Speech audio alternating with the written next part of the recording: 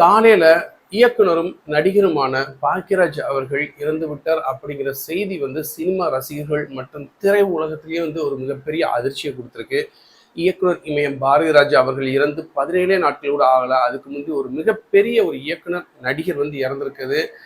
மக்கள் மனசுல குறிப்பா சினிமா ரசிகர்கள் மற்றும் தமிழ்நாட்டு மக்கள், அதுக்கப்புறம் பார்த்தீங்கன்னா சினிமா உலகத்தை சார்ந்தவங்க மிகப்பெரிய அதிர்ச்சிக்கு உள்ளாக்கியிருக்கு. 1977ஆம் ஆண்டு தன்னுடைய சினிமா பயணத்தை தொடங்கிய இயக்குனரும் நடிகருமான பாக்யராஜ் அவர்கள் புதிய வார்ப்புகள் அப்படிங்கிற ஒரு திரைப்படத்துல திரைக்கதை ஆசிரியரா கதை வசனம் எழுதிக்கிட்டு இருக்கப்போ அவருடைய உழைப்பை பார்த்த பாரதிராஜா அவர்கள் இந்த படத்துல நீ உதவி இயக்குனராக வேலை செய்ய வேணாம்ப்பா, பேசாம நீ நடிச்சிரு அப்படிங்கிற ஒரு மிகப்பெரிய ஒரு மிகப்பெரிய ஒரு சர்ப்ரைஸை பாரதிராஜா அவர்கள் பாக்யராஜ் கொடுத்தாரு. அன்னையிலிருந்து புதிய வார்ப்புகள் திரைப்படத்தின் மூலமா ஒரு மிகப்பெரிய நடிகரா வலம் வந்தவர்.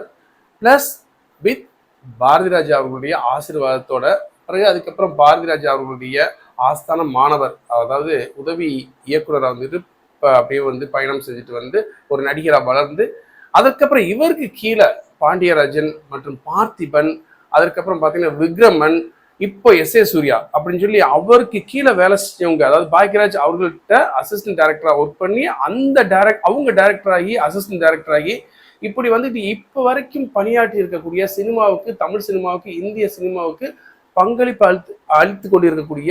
அளிக்கக்கூடிய ஒவ்வொரு இளம் இயக்குநர்கிட்ட பாக்யராஜ் அவர்களுடைய ஒரு பங்களிப்பு இருக்கும். அப்படிப்பட்ட ஒரு மனிதர் இன்னைக்கு காலையில இறந்து விட்டார் செய்தி பல பேர் அதிர்ச்சிக்கு உள்ளாச்சு. அது மட்டும் இல்லாம பாக்யராஜ் அவர்கள் தமிழ் சினிமா மட்டும் இல்லாம தெலுங்கு, கன்னடம், ஹிந்தி சினிமா, குறிப்பா அமிதாப் பச்சன் மற்றும் ராஜேஷ் கண்ணா இந்தி துறைகளின் மிகப்பெரிய ஆளுமைகள், அவங்கள வச்சும் படம் பண்ணியிருக்காரு. திரைக்கதையில ஸ்கிரீன் பிளேல மிக மிக பெரிய ஜாம்பவான்னு பேர் எடுத்தவர், இந்திய அளவுல மிகப்பெரிய ஜாம்பவான்னு பேர் எடுத்தவர் தான் நம்மளுடைய பாக்யராஜ் அவர்கள். அப்படிப்பட்ட அவருடைய இறப்பு நமக்கு ஒரு மிகப்பெரிய ஒரு வருத்தத்தை கொடுக்காம தமிழ் சினிமாவுக்கு ஒரு மிகப்பெரிய ஒரு வெற்றிடமாக கருதப்படுது.